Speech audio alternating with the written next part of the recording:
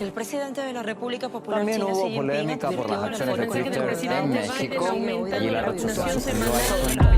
¿Cuántas noticias nos llegan todos los días? Vivimos invadidos por información, pero detrás de toda esa data siempre hay otra. ¿Qué hay detrás de lo que no nos dicen?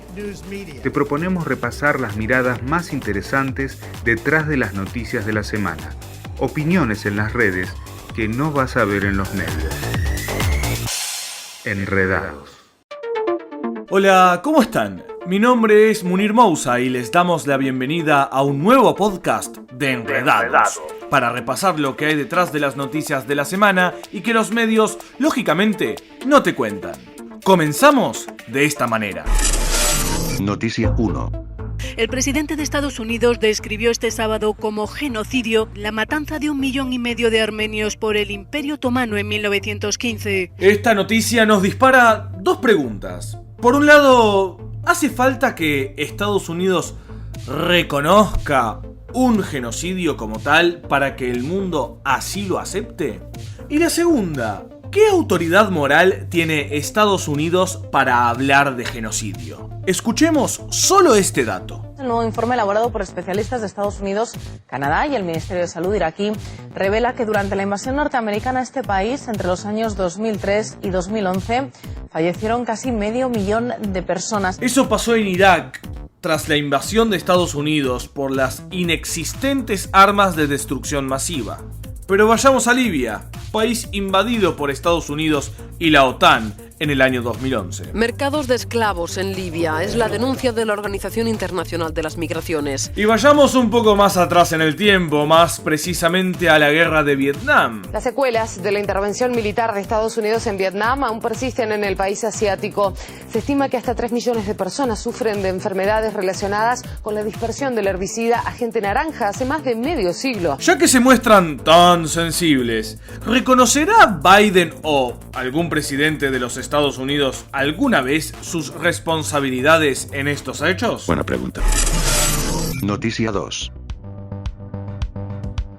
Y hablando de genocidios no reconocidos por los Estados Unidos, vamos a Palestina, donde la opresión del régimen israelí se incrementó desde el comienzo del mes de Ramadán. La tensión va en aumento en esta ciudad desde hace algo más de una semana, tras la prohibición de las autoridades israelíes de aglomerarse en las inmediaciones de la puerta de Damasco, donde tradicionalmente los palestinos celebran durante el Ramadán el fin del ayuno diario. Pero además de esta provocación por parte de las fuerzas ocupantes, se sumaron grupos que le deben simpatizar mucho a Netanyahu, supremacistas sionistas. Entre los congregados hubo un grupo de más de 300 judíos ultraderechistas. Pasaron por las calles gritando muerte a los árabes. Lo cierto es que pese a la represión y a la violencia de los colonos ilegales, el pueblo palestino volvió a dar una lección de resistencia, tal como le indica Palestina Hoy en Twitter. Jerusalén se levanta.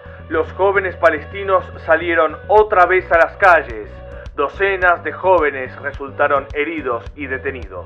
Y tras jornadas de represión en las que los medios dominantes trataron de mostrar la situación como un enfrentamiento entre iguales, sucedió lo siguiente, como lo informa Reuters. Palestinos se reunieron para celebrar ante la puerta de Damasco de Jerusalén después de que se retiraran las barreras colocadas por la policía israelí. ¡Palestina vencerá! ¡El sionismo caerá!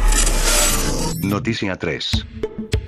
Antes de llegar a la noticia 3, repasemos lo que decía Iván Duque, presidente de Colombia, pocos días atrás. Es urgente que en el caso particular de la República de Venezuela veamos el fin de la dictadura, un llamado a elecciones libres y un gobierno de transición. Así es, mientras Duque sigue ladrando en obediente comportamiento hacia el tío Sam, ¿qué está pasando en su propio país? En Colombia continúa el paro nacional que está exigiendo la derogación de la reforma tributaria del presidente Iván Duque. Durante la jornada de movilizaciones se registraron algunos hechos de violencia en medio de la represión policial, lo que ha dejado como saldo al menos 2 muertos y decenas de heridos. Al respecto, La copresidenta de la Comisión de Paz de Colombia, María José Pizarro Rodríguez, denuncia: es sorprendente la cantidad de denuncias de abuso y violencia policial en Bogotá y Colombia. El paro nacional ha desatado la furia de la represión policial. Y para completar, el usuario Polémicas 1 hace un análisis lapidario.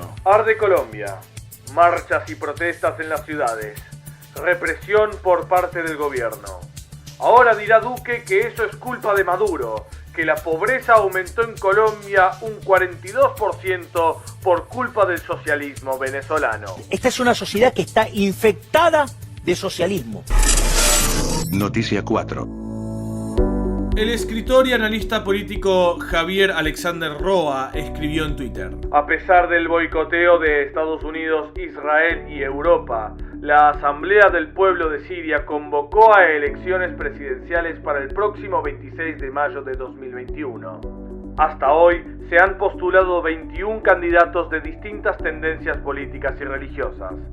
Se destaca la postulación de 4 mujeres. A partir de esta noticia, quienes vienen asediando al país árabe desde hace más de 10 años, obviamente que buscarán la forma de sabotear las elecciones. Y el mismo día en que el presidente Bashar al-Assad presentó su candidatura para las presidenciales en Siria, que se van a celebrar, usted recuerda, el 26 de mayo, la Organización Internacional para la Prohibición de las Armas Químicas adoptó una decisión que priva al país árabe de sus derechos y privilegios en la OPAC. No se preocupen, que no se nota, señores. No se nota ni eso, ni que van a usar su mano de obra tercerizada, es decir, los terroristas, para montar otra falsa bandera. En Siria, grupos terroristas planean nuevas provocaciones con toxinas para atribuirlas al ejército árabe sirio. Así lo advirtió Rusia 2 días después de que la Organización Internacional para la Prohibición de Armas Químicas aprobó una resolución franco-occidental que le priva a Damasco de sus derechos y privilegios en la OPAC. ¿Se acuerdan de las armas de destrucción masiva de Irak? Bueno, como ese modelo de patraña parece que le sirvió, intentan repetir lo mismo en Siria con un organismo títere como la OPAC. Tanto la OPAC como los extremistas sirven como herramienta para cumplir los planes occidentales de repetir en suelo sirio el mismo escenario aplicado hace 18 años en Irak, advierte Moscú. Se nota mucho, se nota mucho. Noticia 5. Por último, tenemos a una monarquía que invierte las enormes reservas de petróleo que tiene en ciencia para su pueblo, conocimiento y filantropía. Nah, mentira. Arabia Saudí gasta más dinero en armas que Francia y Alemania. Efectivamente, el régimen que no se caracteriza precisamente ni por respetar los derechos humanos, ni por combatir al terrorismo, sino más bien todo lo contrario, está teniendo serios problemas con su ofensiva sobre Yemen, porque este le responde donde más le duele. La coalición liderada por Arabia Saudita ha estado